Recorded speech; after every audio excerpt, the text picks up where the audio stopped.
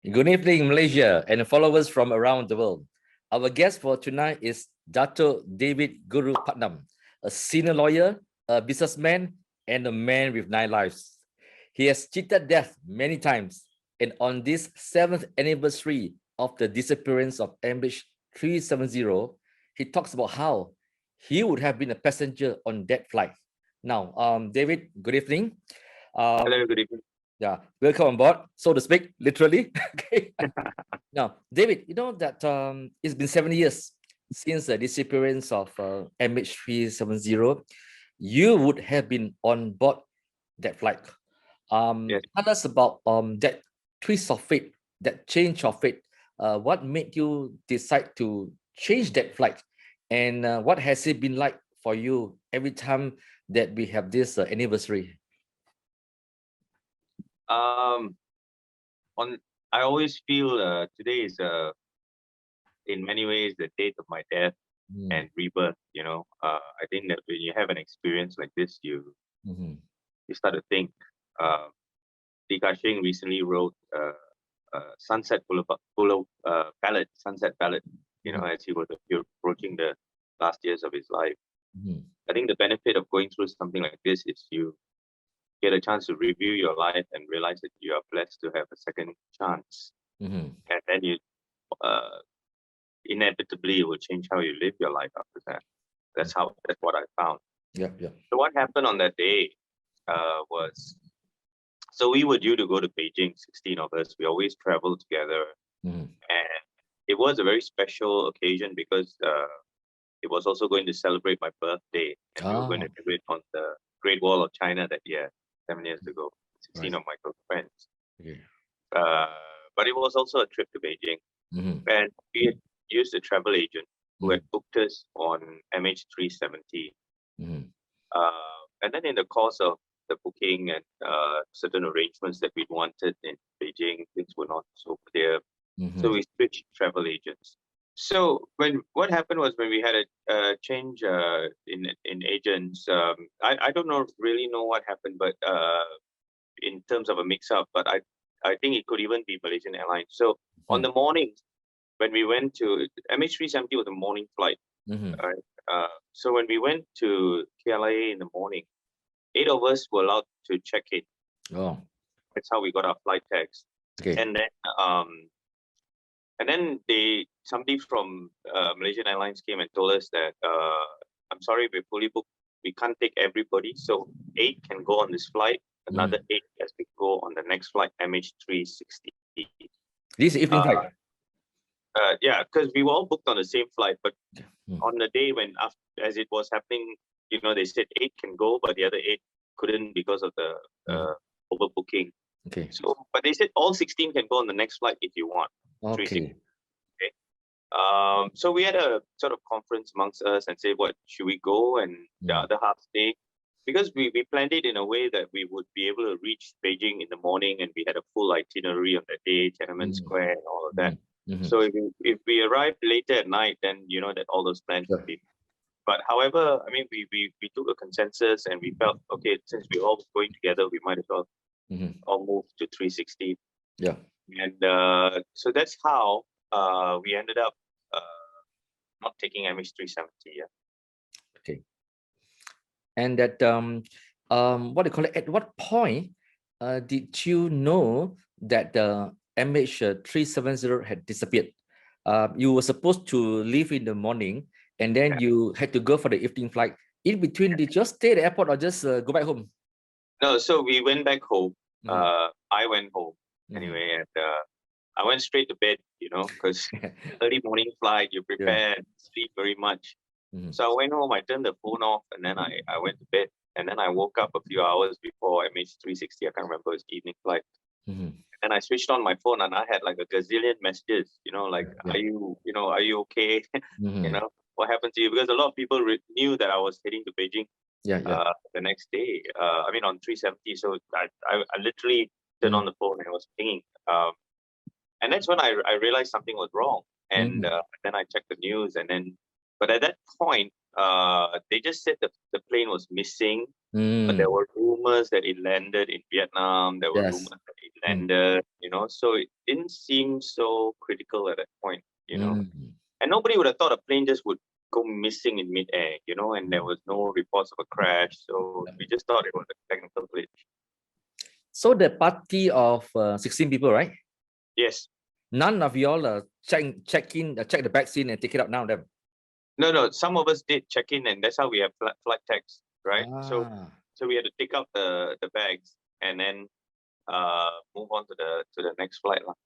So you some of you, or did you hold that MH370 boarding pass? I believe so, yes. I think I might even have it. Yeah. Yes, I think that is the interesting part of it now. And then when you check in the evening, what was the mood like at the airport for the evening flight? I think it was well, I walked into the airport and because I have a profile, I had a few reporters come up to me and can we have an interview, because the plane is now missing officially, right? Because it was so many hours. Yep. And people were getting concerned.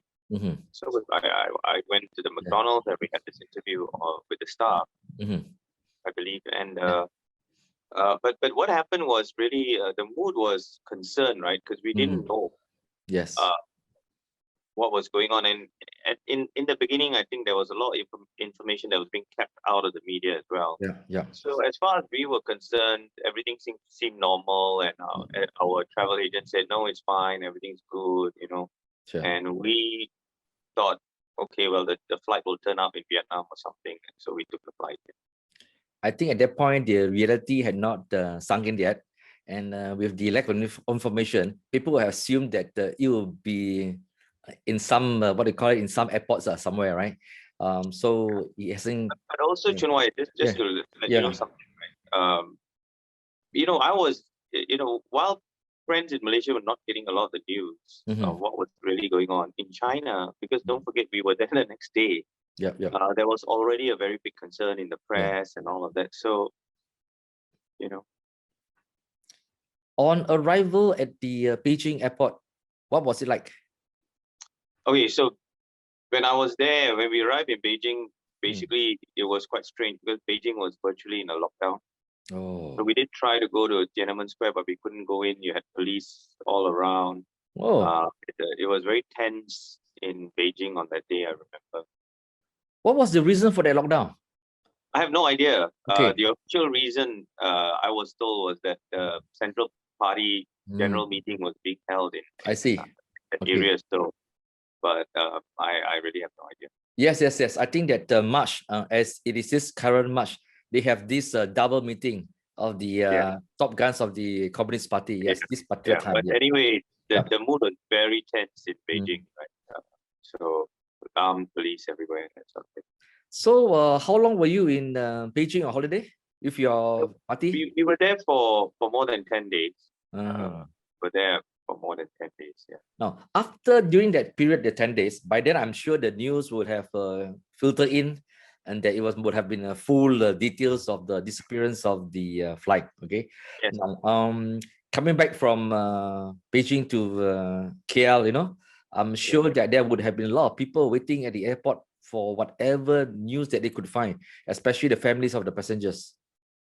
Yeah, but at that time, actually, a lot of people didn't know the news. I mean, didn't know what was, especially even the Chinese. To be honest with you, the media there was very concerned. I mean, it was out in the papers every day. And I think it was just a lack of information about and clarity, because they were saying one day it went this way, and then suddenly there was a U-turn. All these things, all these news reports and information came in bits and bobs over almost a period of a month, so nobody could actually even have a picture of really what was going on at the time. So even in Malaysia, people were concerned, but they still couldn't really, for weeks, couldn't really sort of picture what went on, right? You know what, during the at the height of the disappearance of the MH370, I had to attend some briefings conducted by some of our top officials. It was now that we talk about it, trying to recall what happened 7 years ago, it was quite morbid in a sense, bizarre a bit, because that in one, some of the briefing for the media was held in a room 737. Okay, I never forget it. It was in room 737 in I think it's, what is it, Subang Hayat, is it? Because it was nearest to the airport, and the briefing was actually very tense. I mean, the mood was very strong, there was really no good feeling, plane could not be found, and the press was very critical of the briefing given by the ministers. Some of the officials be criticized because they were not speaking good English, remember? And Yes, that, yes. I was very critical. And in one particular briefing, one top officer, I will not mention his ranking, he was very upset with me. He really gave me a shelling, okay? And this official actually used the word, "ChunWai, I really wish that the star would disappear, okay? Like MH370. Wow. Oh, that's wonderful. Yeah, it was a very, but I kept my cool. I understand that everybody was in a what they call it, in a very emotional state of mind. But it was really a stunning remark, okay? But of course, as the days went by, I mean, this person felt very apologetic. But okay, but there was how bad the scene had been. Okay, it was very tense. If you remember, Chunwai, a lot of the Chinese press as well was really slamming Malaysia. Yes. It was very, very bad, and it was very difficult when one side, especially Chinese press, was or China press and all that, was slamming the country, and then we come out and say, "Well, everything's okay," and we're not giving, because everybody's asking the questions, and we at that time, social media was not such a big thing, So it was mainly the star, that was where people really got the information about what was going on, and that was the hottest topic at that time. It was the print media, especially the star, and everybody was trying to figure out. So and there wasn't any clarity actually. And that of course we have this conspiracy theory, like plane landing in some American naval base somewhere in the Pacific Ocean. Okay, and until now we really have not heard anything. Now, of course, moving on, the MH370 was not just one of your biggest events which you had cheated death. I remember reading that you were involved in a high-speed crash involving your Porsche and a Ferrari. Was this clash part of a convoy or sports car, or was it just an accident? How was it? No, actually, the first one was part of a convoy. Back in the day, we used to have a group called the Blue Jackets. Okay. Supercar owners, and we used to drive to godforsaken places in Thailand and what have you, just as a convoy. Yeah. And the first one was where we were returning back from Phuket, and it was a very long journey. And we stopped at Tapa for dinner early dinner before we were supposed to proceed to KL to refuel and all of that. But I broke away from the convoy of about 30 plus cars and decided to head straight to KL because I had a case in court the next day. So the convoy stayed in KL at Tapa, and then I moved on.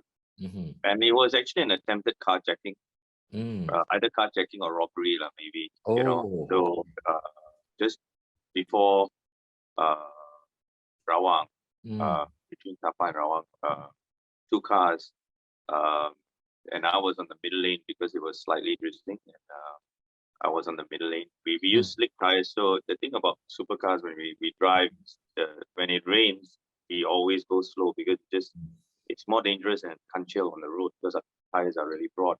Yeah. And so I was on the middle lane. The two cars, the first one hit me in the front, where there are no cameras on the highway, by the way. So the car split, but because I know a little bit of drifting, I was able to move the rear of the car a little bit out so that the impact won't be so bad. And then the second car came and tried to do it again. So this time the car hit and then it flipped over a couple of times. Yeah, and then certain people, I do not know whether they were operators or whatever, but the airbags came out, and these cars are very safe. You pay a lot of money because they're actually very safe. And, so I got out of the car, I was staggering. I think I fractured a few ribs. That was it. And my first concern was to take my iPad out of the side of the driver's passenger. Don't ask me why, but but by that time there were a few, I don't know whether they were tow truck operators or whatever, and first I thought they came to help because you're in shock, you're in a daze, right? And then they tried to, and then they were trying to hold me and all that, and then I realized something was wrong when they were, this is an old Rolex I had, but they were trying to undo the clasp, but if you realize you have to pull this out, so when they were trying to undo this clasp on my watch, I realized this was a robbery. Oh, okay. And there were, I think, about 4 or 5 of them. I tried to push them away, and I thought, okay, this is it. But then, luckily for me, about 4 or 5 cars in the convoy, they didn't stay for dinner in Tapa. They just they went for fueling, right? So they refueled, and so they were quickly on their way as well. So just as that was happening, these cars saw my car there, and 5 of them pulled up. Of course, then things changed, and those guys went away after some table talk, you want to call it that, So the first one was more of a robbery. Okay. The second one was just with cars, and if you drive cars long enough, there will be an accident. And some of these cars are not easy to handle. Sometimes the conditions of the road, sometimes your tire pressures affect how they do. The second one was more mechanical. Something it happened, but both were quite nasty. Other than that, and I raced, so when you race cars, sometimes amateur racing, you're bound to have something like that. But they're very safe, very nasty, but safe. So that was the second one. What year was this? I think there were 2 separate years. Probably the first one probably about 8 or 9 years ago. The second one probably about 5 years ago, while I was still driving like a madman. Now I'm older. I can't drive like that anymore, ChunWai. But your fast and Grab. your fast and furious experiences have not stopped you from driving fast cars. That's for sure. Yes, no, I have a passion. It's been a passion since I was a child. Okay. For cars, as you can see, I have a collection of. Yes. Yeah, nice. Yeah. All my toys from my childhood as well. So yes. All the hard work, which is part of your career, you deserve to enjoy it, part of your life, definitely. Oh, the thing about MH370 is also you realize that a lot of people end up, they have multi-zeros behind their bank accounts, but then before they die, they say, "Oh, I have regret. I should have done all the things that I wanted to do." So in many ways, my childhood dream, I came from a very poor family, and all these cars were like poster cars, and I never thought in my wildest dreams one day I would be fortunate enough to own some. So, David, as they say, the money is not yours until you have spent it. Yes. Yes. Okay, now of course there's another event which is really important. This is in 2009, the famous Typhoon Marakot, in Taiwan, where 500 people was left dead. Yeah. Okay, now I mean that with 500 people, they lost their lives, and that you were on this flight. You had to do an emergency landing. What was it about? Okay, well, so nobody knew, but actually, if you look in history, Typhoon Marakot was the worst typhoon that hit Taiwan. And I was heading to Taipei that year for some work. From KL? And, Taiwan. Okay. You're flying from KL? From KL, yes. Okay. From KL. And actually, there wasn't any danger or anything, because actually the typhoon was going in this direction, right? And the plane was going this way. So we had no issues except for some turbulence a little bit, but nothing major. But just before we landed, or we were about to arrive into Taiwan, we were told that the typhoon had changed direction. And it was now heading exactly to where we were going to land. And that was very scary because it impacted only the last bit of our flight, which was really where we were going to land. The plane was like this, and imagine you're sitting in the plane and you know there's a typhoon and outside, and you're praying like, okay, let's see if we can make it. Oh. And the pilot, I can tell you, I can assure you, Malaysian airline pilots, right, are very, very competent. You know, this guy, he landed the plane, everybody clapped, you know, clapped, everyone. And when we got out, so the pilot stayed in the same, the crew stayed in the same hotel as I did anyway. And when we got out and we saw this pilot, he was a small sized Malay pilot, you know, with a bit of a skull cap. I think I don't know what he put it on later. I saw him and I thought, you know, what an amazing man and what an accomplished pilot he was, you know, Malaysian Airlines. And so the thing was that when we got to the airport, because there was a typhoon, we were immediately sent to the hotel. And then I was there for a meeting for 3 days anyway. But as it happens, because of the typhoon, the whole, you can't leave. That means you're quarantined or you're locked down. For the 3 days or whatever length of time the typhoon is there. And I remember from my hotel, I could look out the window and I can't remember what river it was the Peace River or whatever that was just where the hotel was.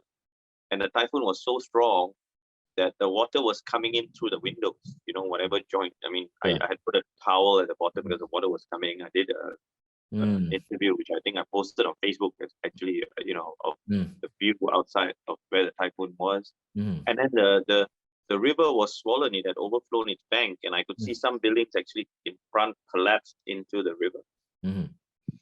It was, I think it still is the worst typhoon ever hit Taiwan. Of course, after a few days, it subsided, and I immediately flew back. I didn't even have my meeting, but it was scary. You could see literally cars and hoardings and all of that just fly right across where you are.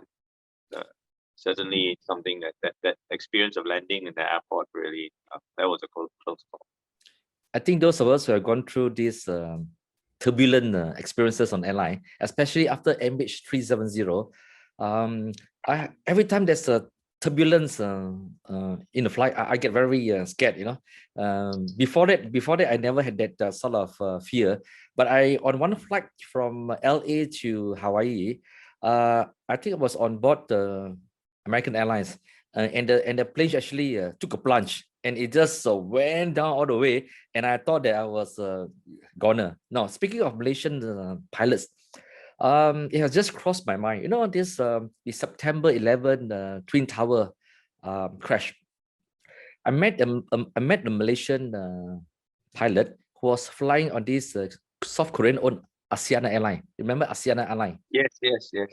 So he was actually flying a plane behind the first plane that crashed into. Oh, really? Yes. He shared with me the experience maybe many years back, and I was really taken back. He said that he was behind that plane, and of course, I mean, when we talk about distance, it's quite far. Okay, it's not like driving a car. It's really then he was directed to fly to Washington. But at that point, he had no idea what was happening. He had no idea there was a crash, and that the Americans had sent up jets up to the sky, and he was he talked about it.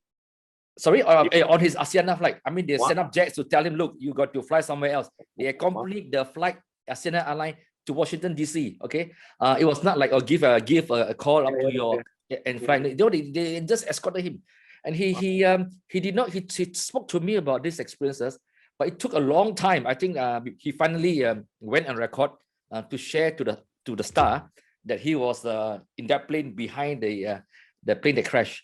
It took him a while to decide to speak up, and that was because he was on the verge of already retiring, and they felt that I think it's about time that I speak up and share my experiences. I mean, like, wow, you know. But he was with Malaysia Airlines for a long time before he decided to join Asiana. So it's true, we have really good steady pilots. Now, of course, let's move on to your experience at the Lee Gardens Plaza Hotel in 2012 in Hat Yai. Hat Yai has always been one of my favorite towns, okay? Because that I'm from Penang, and it's just 3 hours away by car to Hat Yai, okay? And that it says here, according to the record, that I think that 5 people were killed and more than 300 people injured at Lee Gardens Plaza Hotel when a bomb exploded on the first floor or Brisbane. Okay, now you were just 5 minutes away from the hotel. Share with us that close call to death. Okay, there's a very embarrassing story in between there somewhere. Actually, we didn't anticipate going to Hajai. We were going to Songkla. Okay. A few of us, a handful of us, we were going to Songkla. And we used to go to Songkla quite a bit because it's a very sleepy seaside town, nothing really happening there. But the seafood was always very good, right? Because by the sea and it's very, very cheap. Yeah. I mean, for $50 back in the day, you could basically eat everything you want from, and really staying in Songkla. I'm sure you're aware of Songkla. So I used to go there quite a lot for Thai seafood, that was it. And this time we had some friends who joined us, another 2 or 3 of them. But as you know, Songkla is dead. There's nothing there. There's no real bar, no club, nothing. So after a couple of days, these other guys were getting very restless. They were saying like, hey, I thought this was Thailand, some pubs and clubs and dancing and what have you. This place is like a retirement home, Songkla. But Songkla is only like 40 minutes from Hajai, right? So everybody decided, okay lah, we will go to Hajai the next day, right? Yeah. So one smart aleck in the group said, okay, I'll make a booking. So he booked Lee Gardens, okay, which was right. You know where Lee Gardens is. They got very good roasted pork there, man. Yeah, even across as well. Across Lee Gardens also the baby, the piglet thing that the Chinese do. Right? Yes. Very good. So anyway, so he said, okay, we've booked into Lee Gardens Hotel, and then we'll go the next morning. And we were supposed to check in, I think, about 12:30 or something like that. And so at about 10 o'clock or 9 something, we all gathered at the hotel in Songkla, the restaurant, to have our breakfast, the usual free buffet and all of that. And then from there, a van was going to take us to Hajai. Okay. But it so happened that one of our friends, after breakfast, had a very bad diarrhea. Okay, diarrhea. Yeah, outside as they call it. Diarrhea. So we said, okay, we'll wait for you lah. So after breakfast, right? So you can imagine. So we ended up waiting like for 45 minutes before this chap decided to, feel comfortable enough. 45 minutes. It's a long time. Yeah, I don't know what he was doing, but anyway, he'd done all of that and he got ready and then he came down. We were all sitting in the lobby waiting for him actually because after breakfast we were ready, so we had to wait about half an hour, 45 minutes for this guy to come back down. And then of course, when boys go out, we were blessing him lah, everything. And then we got into the van.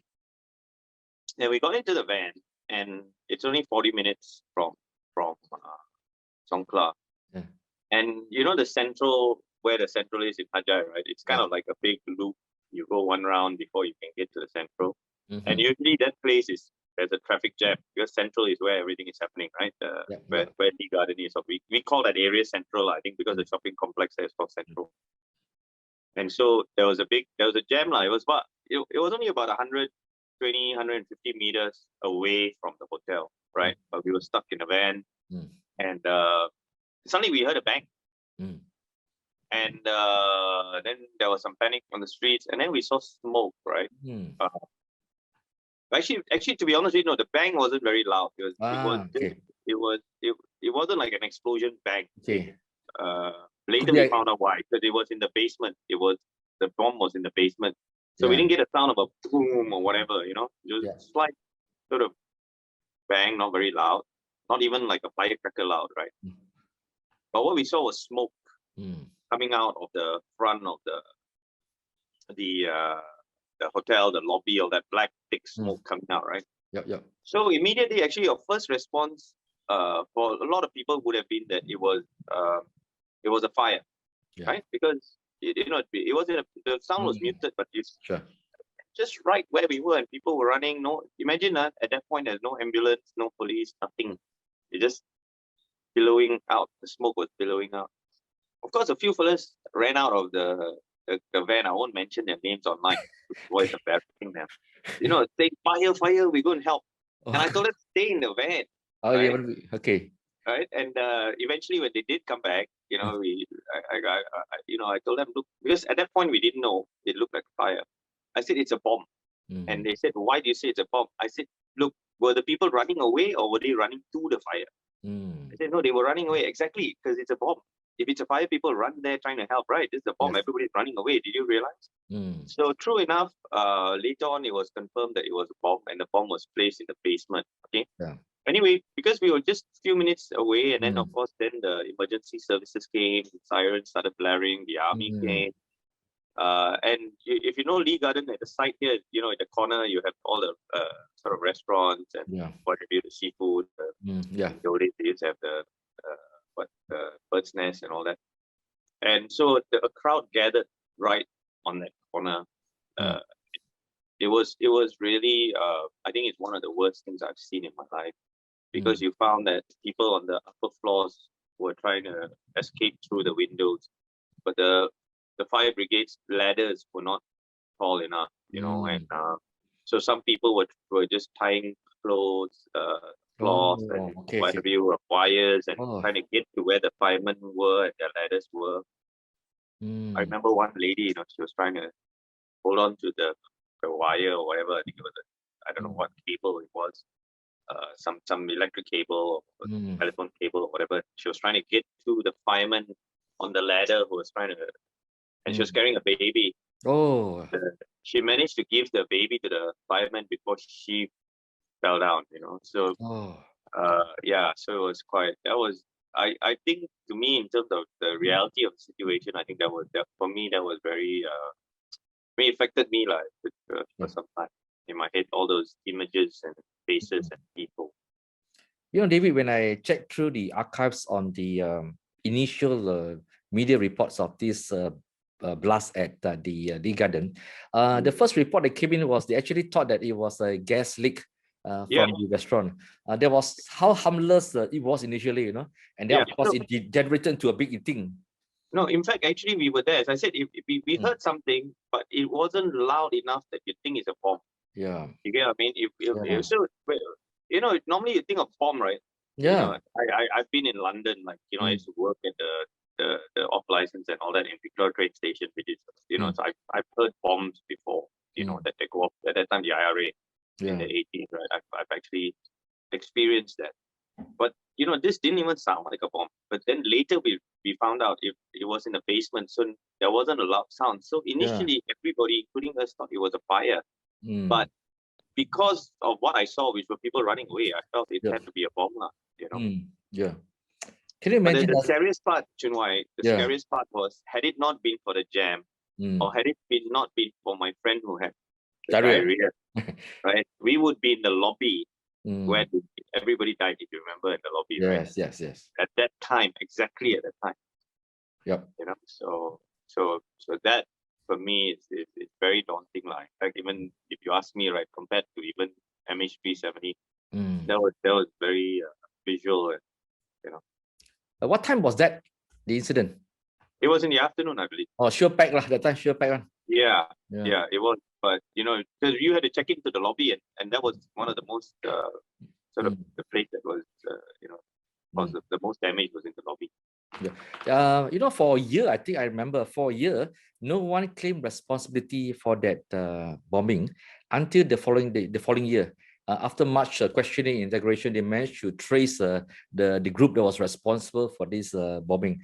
Lee Garden is interesting because for followers who are unfamiliar with Hajai, I think Lee Garden was the venue for this historic peace accord between the Communist Party of Malaya and the governments of Malaysia and Thailand. I think the signing ceremony was held there, where Jinping went there to sign the peace accord there.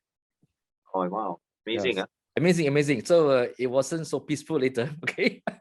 But it's always been interesting because people like to stay there. It's one of the more decent hotels, and that the food is good at the Chinese restaurant there. And as the name suggests, it's very central to other parts of the city. So David, you have actually like a very interesting, amazing line, okay?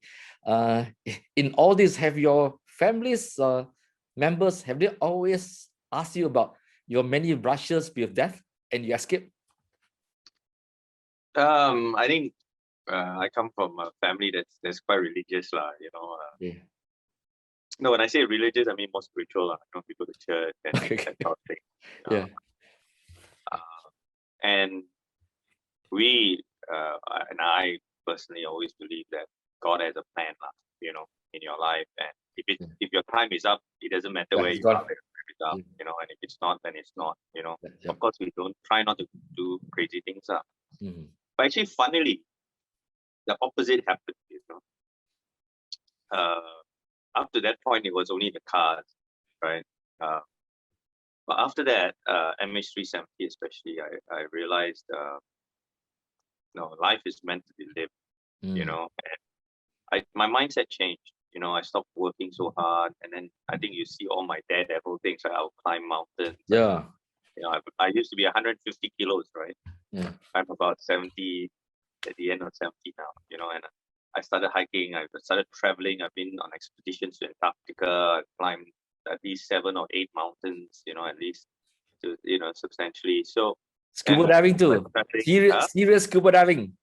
Yeah, serious scuba diving. I took up scuba diving as well. I started diving with sharks, which is something I like. A little bit of trepidation. So it's kind of a reverse. Now you kind of like have a death wish, but your experience changes, and I'm glad. I'm a dead man walking in many ways, right? And I appreciate every day.